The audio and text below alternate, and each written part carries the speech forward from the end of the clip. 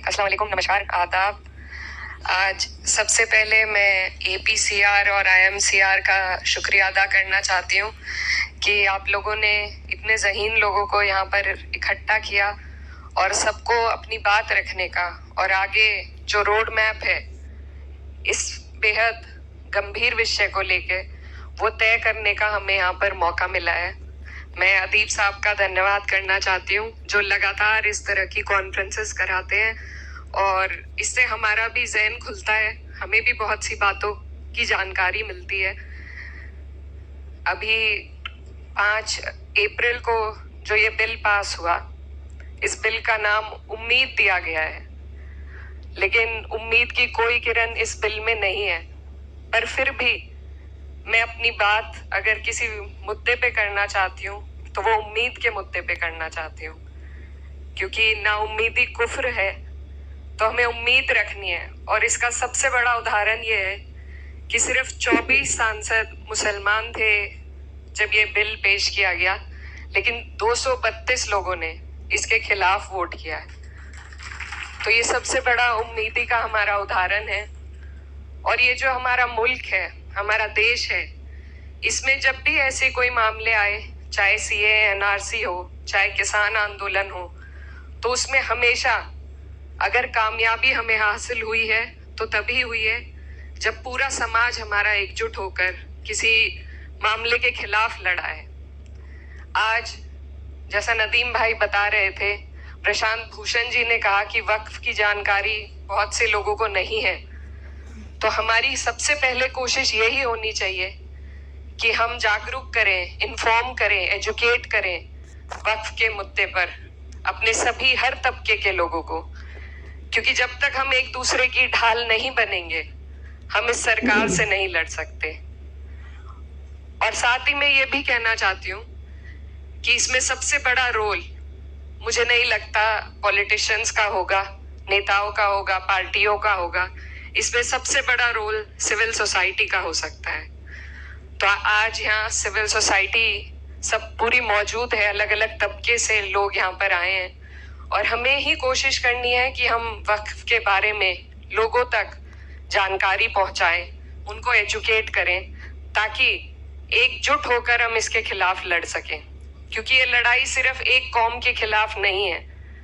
आज अगर इसमें मुसलमानों पर सबसे ज्यादा तीखा हमला हो रहा है, तो आगे और भी बहुत लोग हैं जिनके लिए ये सरकार अपने मंसूबे तैयार कर रही है। तो इसीलिए जरूरत है हमें सबसे पहले बात उम्मीद की करने की और बात एकजुटता की करने की। तो मेरी आप सब से यही गुजारिश है कि हम लोग संसद में खड़े होकर हम सब ने, यहाँ सभी लोग जो बैठे हैं, सभी ने वक्फ के खिलाफ अपनी बात रखी। हम कामयाब नहीं हो सके क्योंकि हमारे पास नंबर्स नहीं थे, लेकिन ये लड़ाई अभी भी चल रही है, कोर्ट में चल रही है और मुझे उम्मीद है कि हमारा कोर्ट इंसाफ करेगा। अभी फैसला रिजर्व रखा गया है। अब अगर बात करें कि हमें इस दौरान क्या करना है, तो इस मुद्दे पर हमारी कई बार बात भी हुई है और इसमें कोशिश यही है कि जहां एक तरफ उम्मीद है वहां दूसरी तरफ तैयारी होनी चाहिए। क्योंकि ये जो सरकार का मंसूबा है, ये पूरे देश में एक एडमिनिस्ट्रेटिव केओस पैदा करने का है। जो छोटे छोटे जिले हैं, कस्बे हैं, सबसे पहले वहीं पर उन लोगों पर सबसे पहले ये परेशानी का पहाड़ टूटेगा जो शायद इसके कानून सही तरीके से नहीं जानते, नहीं समझते। तो मैं, क्योंकि यहाँ पर सभी जिम्मेदार लोग मौजूद हैं, सिर्फ ये कहना चाहती हूँ कि अगर हम कोशिश करें सिविल सोसाइटी के माध्यम से छोटे छोटे कस्बों में, छोटे जिलों में वक्त की जानकारी पहुंचाने की, तो मुझे लगता है उससे बहुत लोग हमारे साथ इस मुहिम में जुड़ेंगे।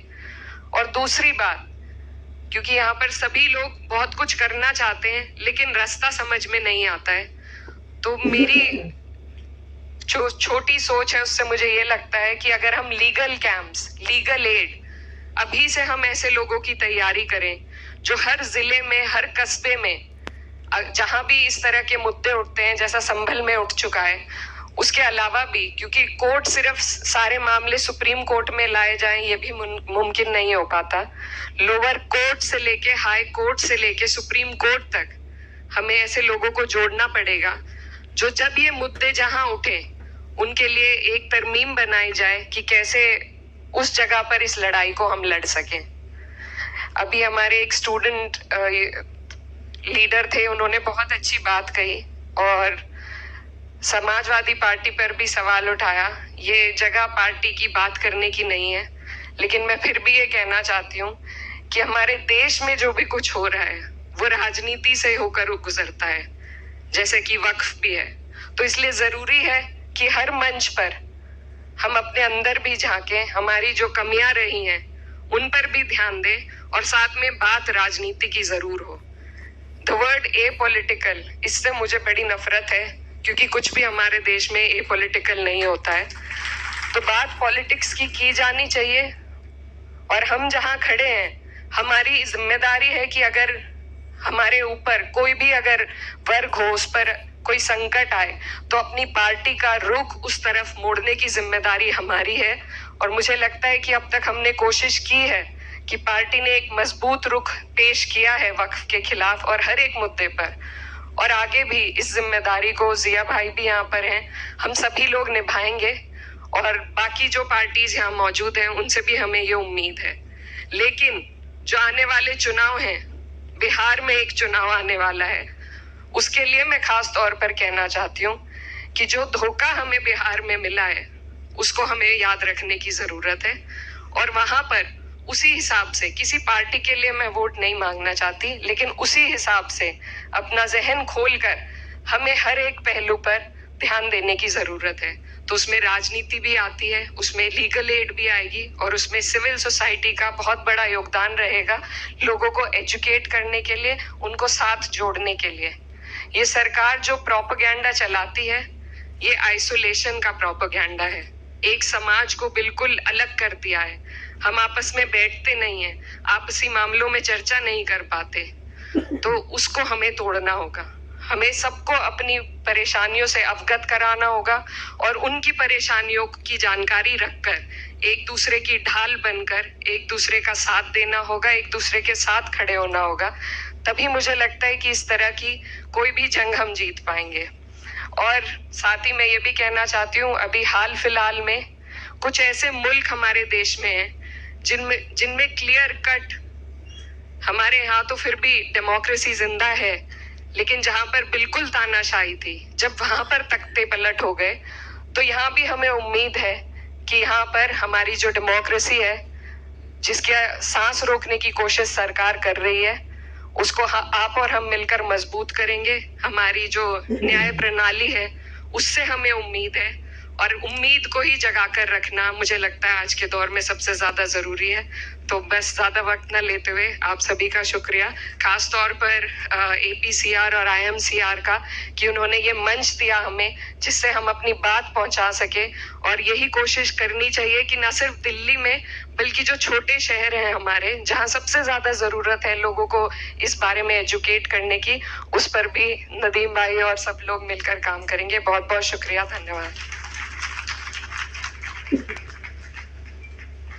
बहुत शुक्रिया। अगले वक्ता के तौर पर हमारे बीच में former IFS officer Ashok Sharma ji मौजूद हैं।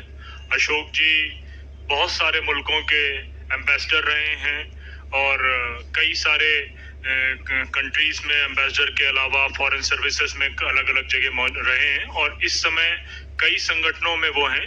लेकिन इस देश में कॉन्स्टिट्यूशनल कंडक्ट ग्रुप CCG के नाम से एक ऑर्गेनाइजेशन ग्रुप है जो रिटायर्ड सिविल सर्विसेज के लोगों का तकरीबन 300 से ज्यादा प्रोमिनेंट ऑफिसर्स हैं उसके मेंबर। आप उसमें भी बहुत सक्रिय हैं। अशोक शर्मा जी, रिटायर्ड IFS ऑफिसर।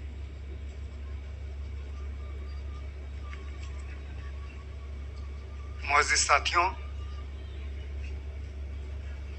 मैं जिन पॉइंट्स पे बात करना चाहता था अधिकतर कवर हो चुके हैं, तो मैं आपका समय ज़ाया नहीं करना चाहूँगा।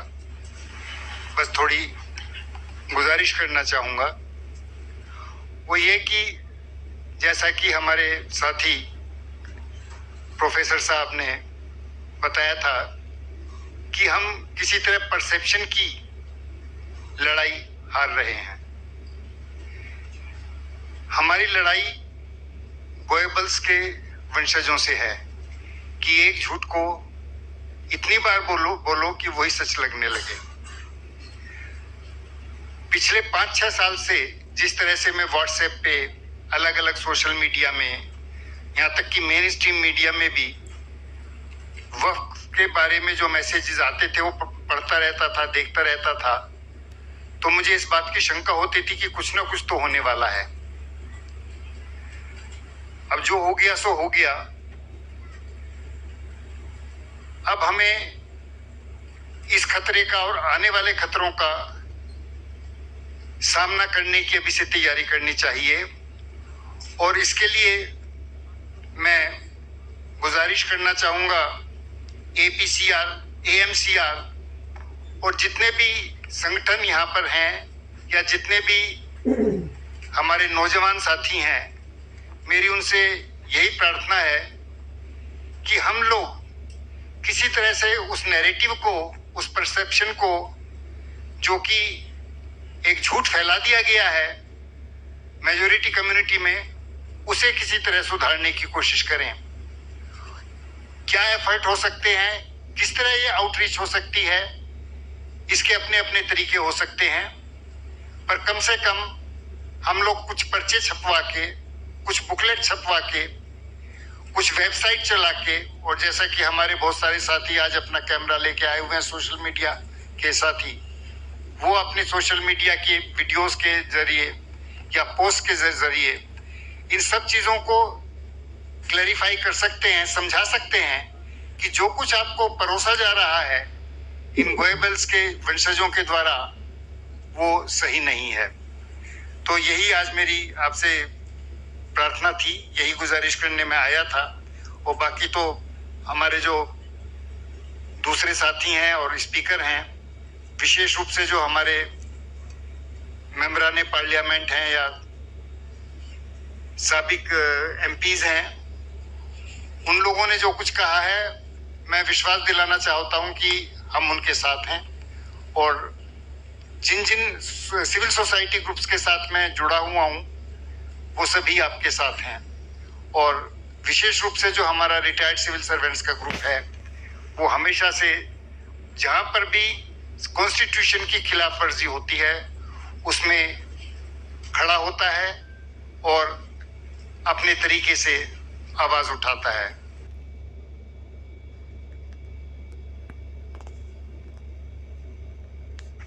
बहुत शुक्रिया अशोक जी। हमारे बीच में JPC के मेंबर और किशनगंज के मेंबर ऑफ पार्लियामेंट जावेद साहब मौजूद हैं। मैं उनसे अदबन रिक्वेस्ट करता हूं कि वो आए और अपनी बात रखें।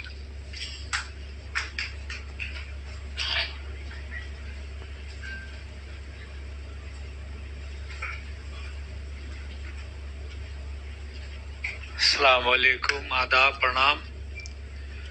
सबसे पहले मैं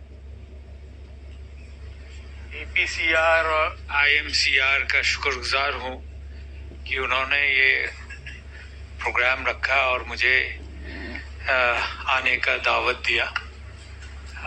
5 बजे आना था, लेकिन सुप्रीम कोर्ट में था और वहाँ पे हमने रिट दायर की, हमारे साथियों ने, कई साथियों ने दायर की।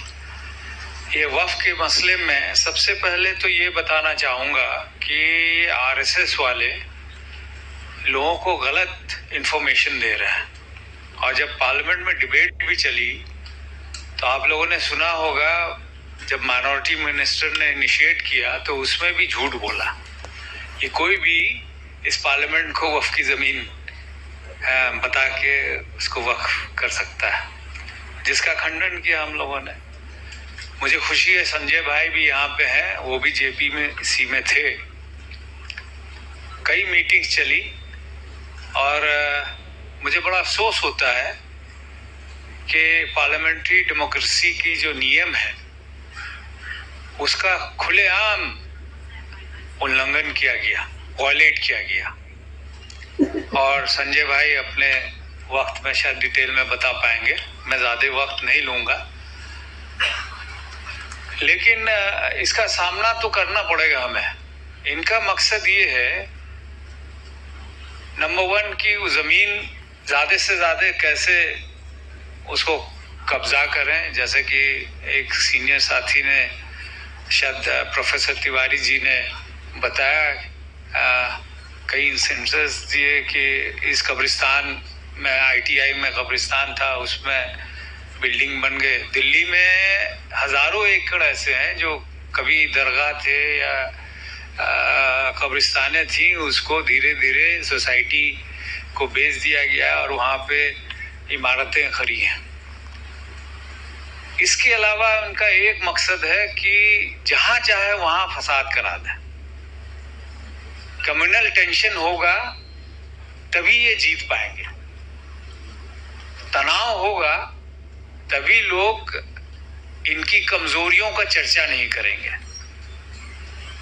जितनी भी अच्छी बातें होंगी हिंदुस्तान में, अगर ऑपोजिशन का ताल्लुक होगा, वो टीवी पे आपको कभी नहीं दिखेगा। सोशल मीडिया शुक्र है, उसमें अच्छी चीजें भी आ जाती है, लेकिन इसके अलावा और कोई सोर्स नहीं है। आप लोगों ने जो ये जलसा यहाँ पे शुरू किया, मैं आप लोगों से विनती करना चाहता हूँ कि इसको ज्यादा से ज्यादा जगह पे आपको ले जाने की जरूरत है। इसको हर स्टेट में, हर जिले में, हर ब्लॉक और गांव तक अगर पहुंचा पाए तो आप जरूर कोशिश करें। आपको लोग इंतजार कर रहे हैं, और सिर्फ मुसलमान नहीं, सब जानते हैं कि ये मौजूदा सरकार जो है पब्लिक के हित में या हिंदुस्तान के लोगों के हित में, उसके लिए काम नहीं के बराबर कर रही है। और सच्चाई बताना हमारा फर्ज है, और सच्चाई बताने से हमें यकीन है कि हम लोग को समर्थन मिलेगा। आज अभी कुछ देर कबल हमारे एक युवा साथी ने, स्टूडेंट, उन्होंने कहा कि हमें एजिटेट करना होगा, लेकिन फिर केस हो रहे हैं। तो उनका मकसद ही यही है, डराना। डरना नहीं डरना ये आपकी बात है। उनसे कबल एक professor, I missed your name sir, उन्होंने बताया उन पे केस भी है कई, लेकिन खुलेआम उन्होंने कहा कि भाई जहां भी जाना होगा जाएंगे, जो सही है वो बताएंगे। तो सबसे पहले मेरी गुजारिश होगी कि जिस तरह आपके मेंबरान, अभी दानिश भाई थे, फिर हमारे रउल्ला साहब हैं, इकरा थी यहाँ पे, हमारे बर्ड साहब हैं, हमें भी जब मौका मिला है, हम लोग की आवाज कभी कमजोर नहीं रही पार्लियामेंट में, और जब भी बोलने का मौका मिला पूरे मन से बोला, बेखौफ। और हालांकि शुक्रगुजार हम हैं कि जितने भी ऑपोजिशन मेंबर थे, हर पार्टी के एकजुट होके बहुत मजबूती के साथ, जो लोग मेंबर थे जेपीसी में, वहां भी आप लोगों ने देखा होगा किस तरह लोगों ने ऑब्जेक्ट किया कई चीजों को, और पार्लियामेंट में डिबेट में भी आप लोगों ने सुना होगा, वोटिंग में भी सुना होगा। अभी इकरा ने बताया कि 230 या 34 इस तरह ऑपोजिशन के वोट्स पड़े थे। और सबसे आखिर में मैं यही कहूंगा कि डरने की कोई जरूरत नहीं है। आप जितना डरेंगे उतना ही वो डराने की कोशिश करेंगे, और जितना मुकाबला कीजिएगा उतना ही वो पीछे जाएगा। आप ही लोगों ने कहा वो CA के प्रोटेस्ट में घबरा के, एक तो कोविड आ गया, वरना बहुत मैग्नीफाई हो जाता मसला।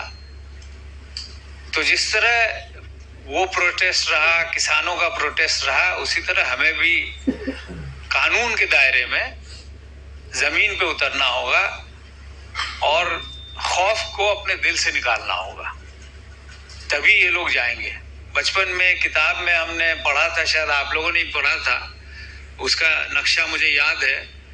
एक जो है छड़ी लेके दिखा रहा, डरा रहा है, और सैकड़ों लोग जो है नीचे घुटनों के बल पे, हाथ जोड़े घुटनों के बल पे थे। लेकिन उनमें से एक खड़ा हुआ फिर बाद में 5-10 खड़े हो गए तो